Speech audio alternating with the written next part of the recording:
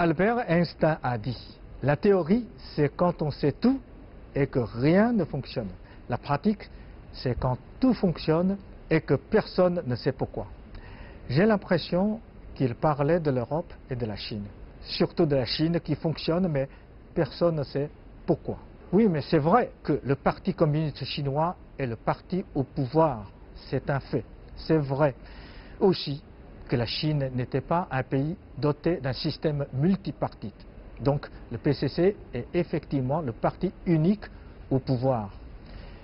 Mais ce n'est pas exact.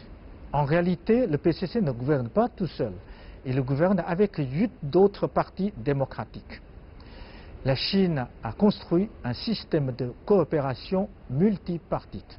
Je cite un exemple. Quand le président français Emmanuel Macron arrive à Xi'an pour commencer sa première visite d'État en Chine, un certain Chen Zhu, il est d'ailleurs francophone, l'a accompagné pour visiter le tombeau des soldats de terre cuite du premier empereur Qin Shi Huangdi.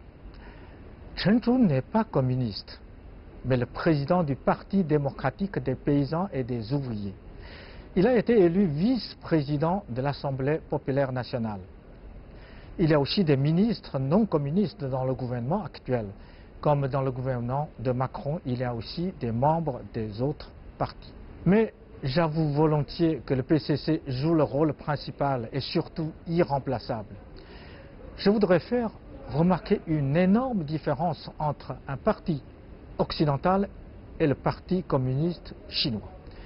C'est la représentativité.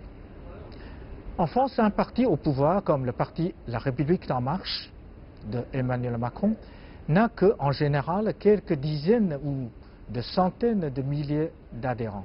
Et selon les statistiques, l'ensemble des adhérents de tous les différents partis politiques français réunis ne représentent que moins de 2% de la population, tandis que le Parti communiste chinois compte près de 90 millions de membres, qui représentent plus de 8% de la population. Vous voyez la différence de nature entre le PCC et les partis français.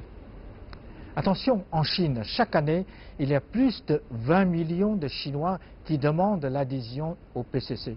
Il n'y a que 10% de candidatures acceptées. C'est-à-dire que devenir membre de PCC est très difficile. Il y a des conditions très strictes à respecter. Le PCC est un parti dont le but est de servir le peuple. Servir le peuple est une phrase de Mao Zedong. Et c'est aussi l'initiative de la fondation du PCC. Je ne dis pas que le PCC a déjà complètement accompli ce devoir, mais tous les Chinois ont la responsabilité de la surveiller pour que le PCC n'oublie pas son initiative. Vous savez, après avoir expliqué la théorie et la pratique, Albert Einstein continue à dire ceci. Ici, nous avons réuni théorie et pratique. Rien ne fonctionne et personne ne sait pourquoi. Merci à tous.